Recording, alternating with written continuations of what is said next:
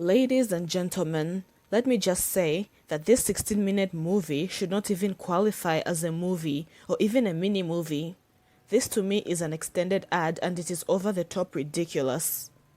It begins at a Christmas dinner party at a table filled with rich people wearing lots of fake smiles. This rich boy Billy decides that this is the perfect setting to propose to his girlfriend Jessica. He tells her, "Darling, I am madly, wildly, certifiably, insanely in love with you. Marry me." Jessica isn't feeling the proposal though. She is like, "Why the hell are you putting me on the spot like this?" Jessica's mother, Bunny, who seems way too invested in her daughter's relationship, just wants her to say yes to Billy's proposal. Jessica doesn't like all this pressure, so she says she needs to think about it and leaves the table. I can actually understand Jessica's reaction. Public proposals suck and they do put a lot of pressure on a guy or a girl to say yes. I remember this one Daily Pop episode where Kat Sadler admitted that a guy once proposed to her publicly in front of friends and family and she felt pressured to say yes. Predictably, after she married the guy, they didn't last, so the pressure is very real. This may not be a popular opinion, but I do not recommend public marriage proposals. Because if a person doesn't want to marry you, one of two things is going to happen. They say yes and you end up unhappily engaged and eventually married, or they say no and you end up in an extremely awkward situation in which a bunch of people get front row seats to your heartbreak. The next morning, Bunny is at the breakfast table when Jessica emerges in her pajamas. Bunny is all like, "How dare you not accept Billy's proposal?" Jessica tells Bunny that she is not sure Billy is the one for her. But Bunny doesn't care about any of that, so she reminds Jessica that her father left them nothing but a legacy of debts when he died. A line, by the way, Bunny stole from Rose's mother in Titanic. Your father left us nothing but a legacy of bad debts hidden by a good name. Jessica is standing firm though, and she wants to marry for love, not money. As they are having their little back and forth, the famous Colonel Sanders enters the scene, although they don't call him Colonel in this. His name is Harlan Sanders and he is Bunny's new private chef. Jessica is introduced to the Colonel and in less than 5 seconds of meeting him, she looks completely smitten. There are two things I found to be absolutely ridiculous in this one scene alone. The first is, why the hell are these two hiring a private chef when they are mere weeks away from losing the roof over their heads and up to their necks in debt? Yet they have enough money for a private chef? It's like being stuck in a hole, but instead of trying to climb out, you start to dig yourself in deeper. The second ridiculous thing is Colonel Sanders. I'm sorry, but this guy is not this guy. This is clearly an older gentleman. The Colonel Sanders everyone is familiar with looks like somebody's grandfather, so the choice to cast Mario Lopez as the Colonel makes no sense.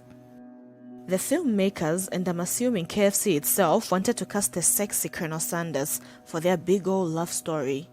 Only problem is that this grey hair and mustache made Mario Lopez, a very handsome man, look very unattractive. I mean, what is with this dye job? Is it even a dye job or just a very ugly plastic wig? I don't even know. Point is, I hate this trend of sexualizing things unnecessarily. Leave Grandpa Sanders alone. Stop trying to turn him into a sex symbol. Later that morning, Jessica approaches Harlan Sanders and offers to give him a tour of the house. I kid you not, in the short time it took them to walk from the front door to the pool, Jessica told Harlan all about her family's money troubles, Billy's proposal, how much she hates Billy, and her mother's advice to marry for money. She basically unloads all of her business on him in record time. But Harlan seems A-okay with this, and he opens up to her too. He tells her he has this super secret recipe for fried chicken that's going to change the world. As the two are getting their flirt on, Billy shows up, upset that Jessica embarrassed him in front of his parents by not immediately accepting his proposal, and because afterwards she started ghosting him by not answering or returning any of his calls. Harlan doesn't like the way Billy is manhandling Jessica, but Billy just says, "Mind your own business, crouton." When Jessica storms off, Harlan gives him a stern look and replies, "Don't call me crouton." Jessica, excited about Harlan, tells her gay bestie Lee all about him and says she is falling for him. Let's keep in mind, this girl has known Harland for less than 24 hours and she thinks she's in love with him. She only had the one conversation with him which Billy interrupted. I don't know about the rest of the world, but I don't subscribe to the idea of love at first sight. Attraction, yes, but real actual love, no. So seeing it in this movie feels over the top ridiculous and just plain wrong. Anyway, Jessica also tells Lee about Harland's super secret recipe that's going to change the world, and that she believes in him and that she wants to leave Billy for him.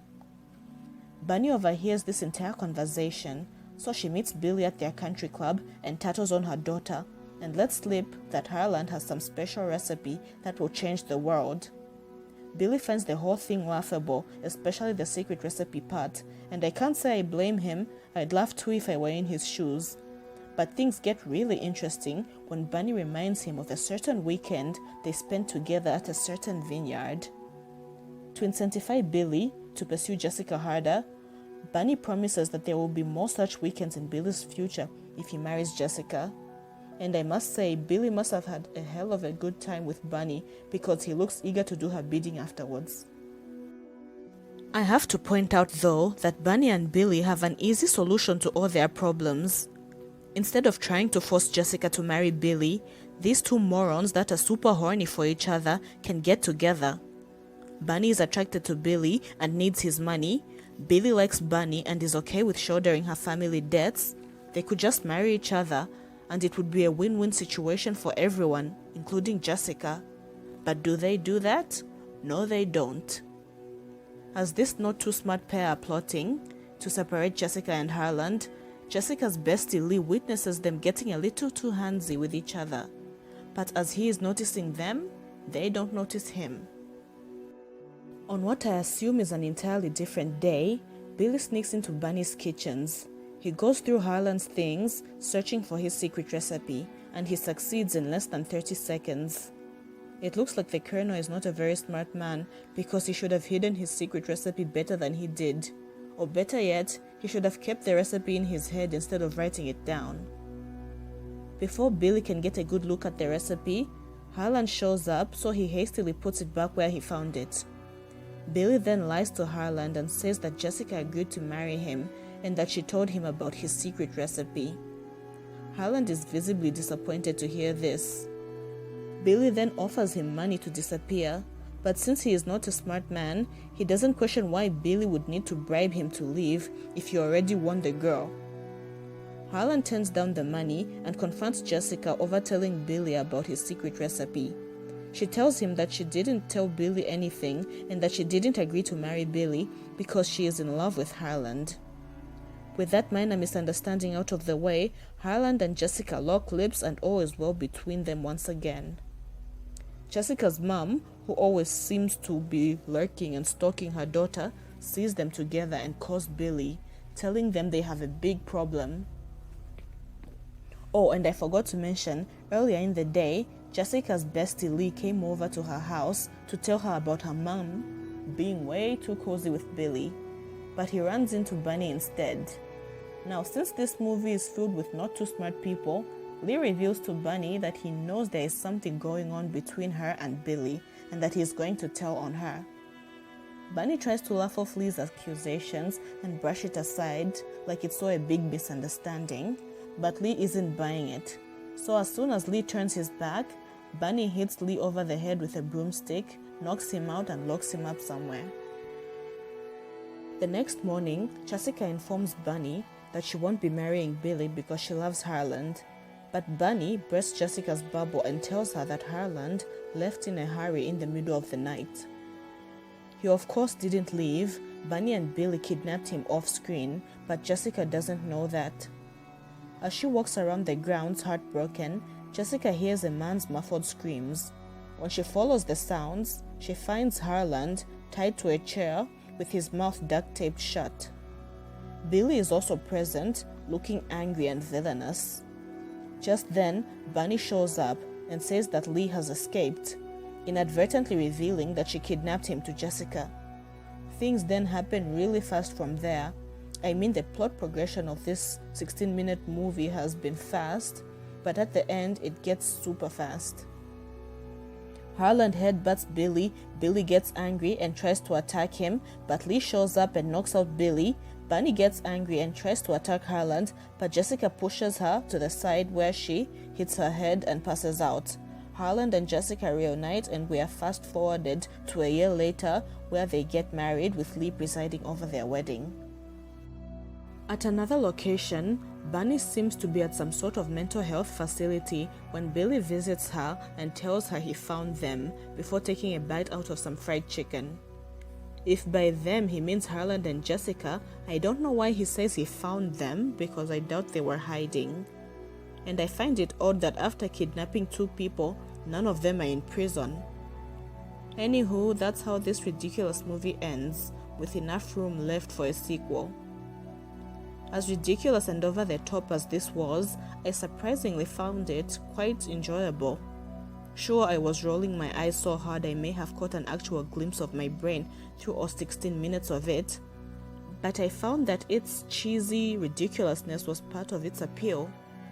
So I am giving this a nice 8 out of 10 watchability rating, not because it's a masterpiece, but because it entertained me despite everything else, which should be the point of most movies. Thanks for watching. If you enjoyed this video, please hit the subscribe button, leave a like, and check out some of my other content.